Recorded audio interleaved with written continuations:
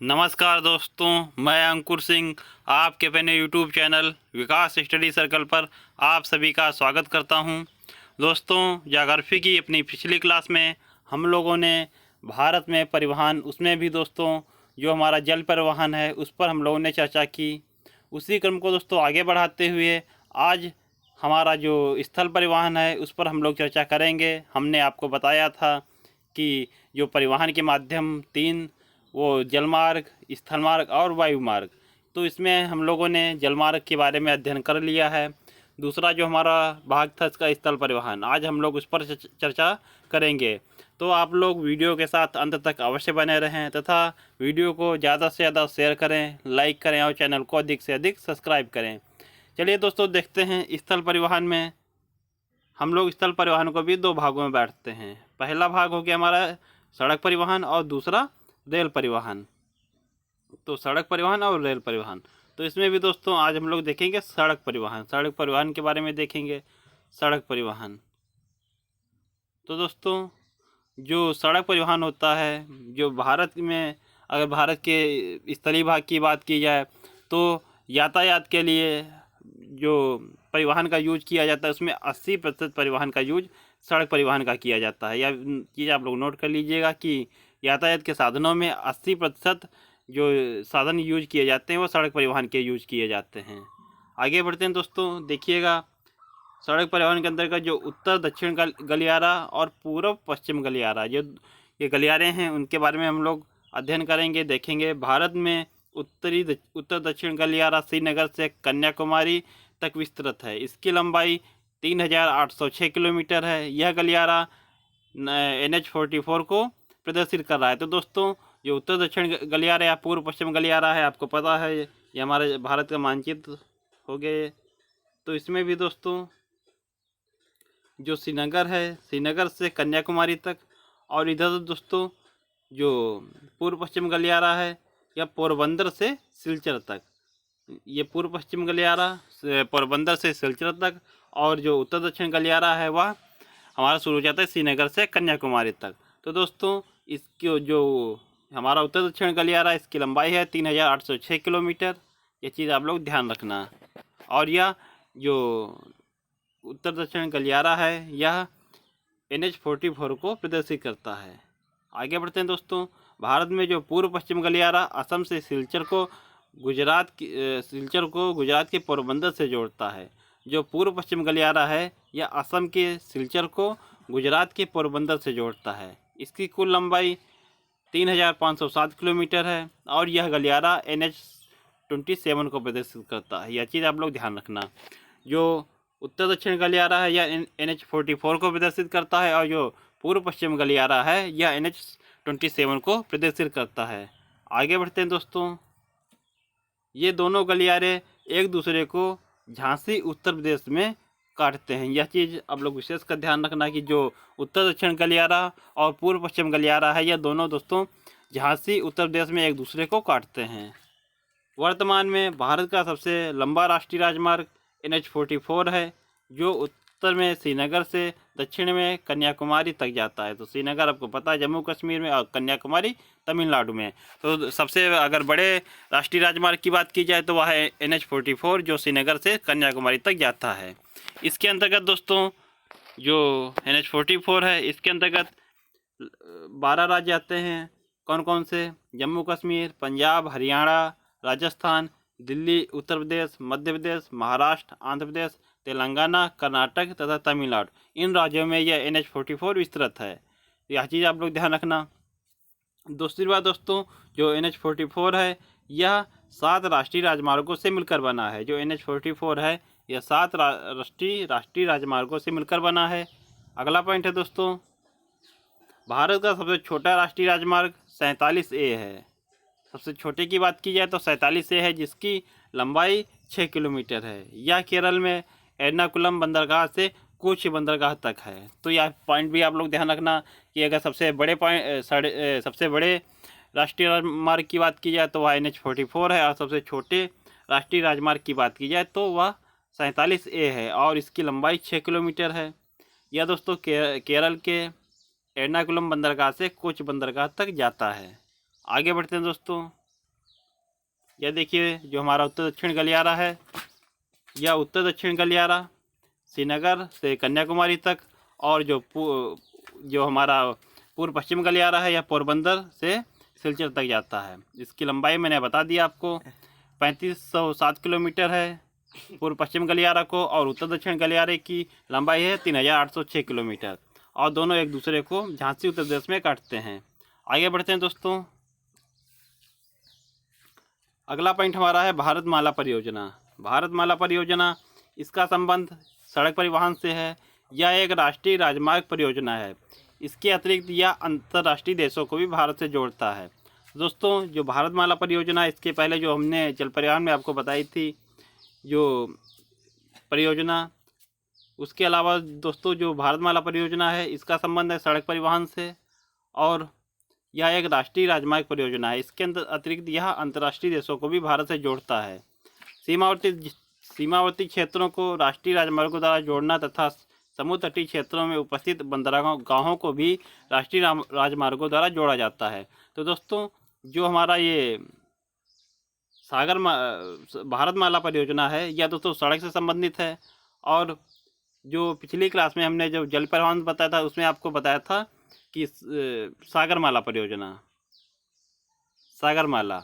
तो दोस्तों सागरमाला जो परियोजना है वह दोस्तों जल से संबंधित, जल परिवहन से संबंधित है। उसमें बंदरगाहों को, जो नए बंदरगाहों का निर्माण और उसमें जो पुराने बंदरगाह हैं उसका विनिर्माण करना था।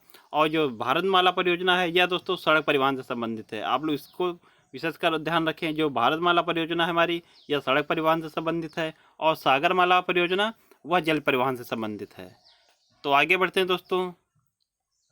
इसमें आपको बता ही दिया कि जो भारतमाला परियोजना है इसको सीमावर्ती क्षेत्रों को राष्ट्रीय राजमार्गों द्वारा जोड़ना तथा समुद्र तटीय क्षेत्रों में उपस्थित बंदरगाहों को भी राष्ट्रीय राजमार्गों द्वारा जोड़ना इसका कार्य है।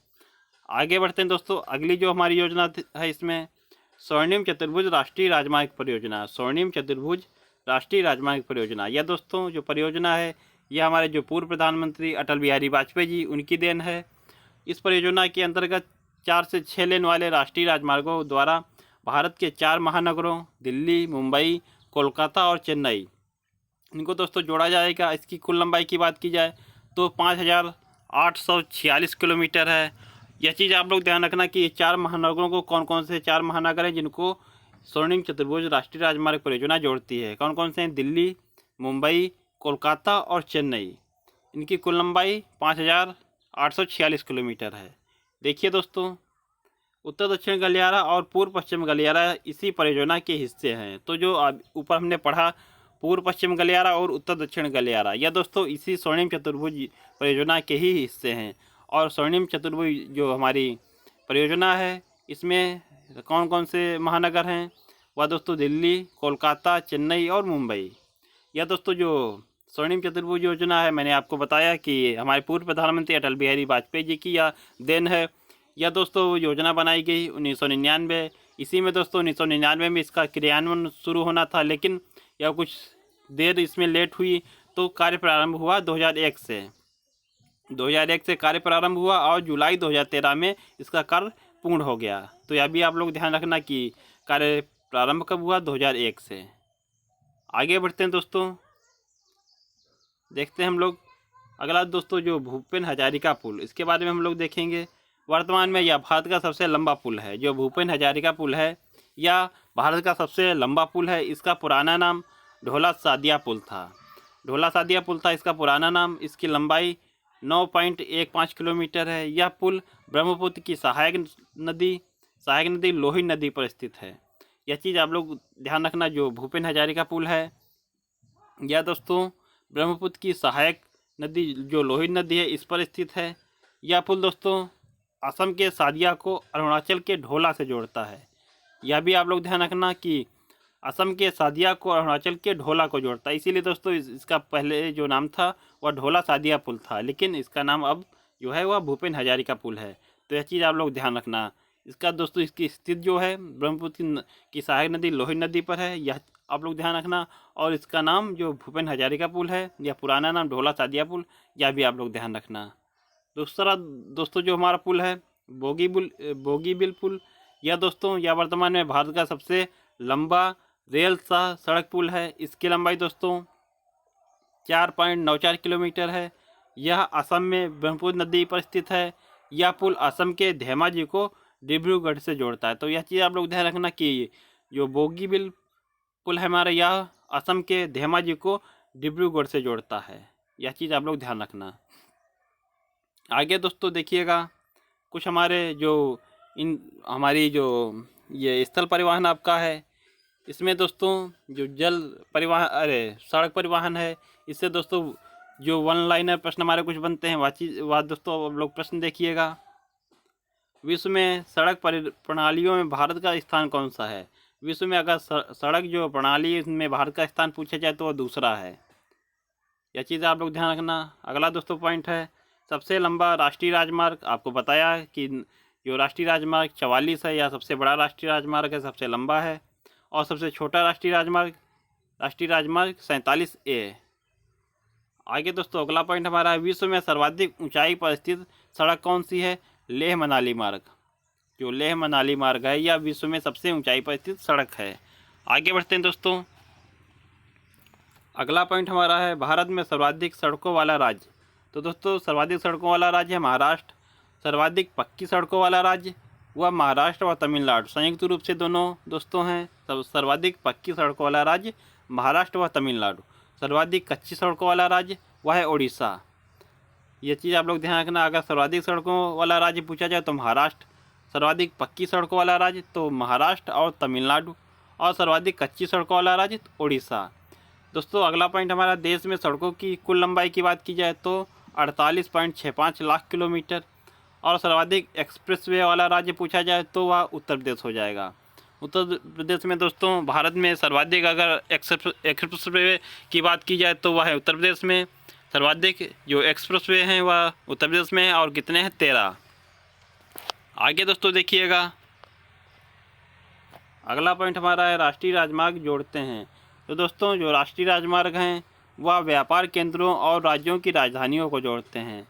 यह चीज़ आप लोग ध्यान रखना, जो राष्ट्रीय राजमार्ग हैं वह व्यापार केंद्रों और राज्यों की राजधानियों को जोड़ते हैं। अगला पॉइंट दोस्तों है, सड़कों की कुल लंबाई के आधार पर राज्यों का अवरोही क्रम। अगर दोस्तों सड़कों की कुल लंबाई के आधार पर राज्यों का अवरोही क्रम की बात की जाए तो सबसे ज़्यादा सड़कें महाराष्ट्र में हैं, उसके बाद दोस्तों उड़ीसा में, फिर उत्तर प्रदेश में, और चौथे स्थान पर तमिलनाडु में। तो यह चीज़ आप लोग ध्यान रखना। आशा करता हूँ दोस्तों जो हमारा सड़क परिवहन है यह आप लोगों को अच्छी तरीके से समझ में आया होगा। दोस्तों इसमें आप लोग 1 से 2 बार वीडियो देखिएगा तो आप लोगों को और भी अच्छी तरीके से ये समझ में आ जाएगा। अगले दोस्तों क्लास में हम लोग जो हमारा रेल परिवहन है इस पर हम लोग चर्चा करेंगे। तो दोस्तों आप लोग अगर वीडियो आप लोगों को अच्छा लगा हो तो वीडियो को शेयर करें, लाइक करें और चैनल को अधिक से अधिक सब्सक्राइब करें। मिलते हैं दोस्तों अपने अगले वीडियो में, तब तक के लिए धन्यवाद। जय हिंद दोस्तों।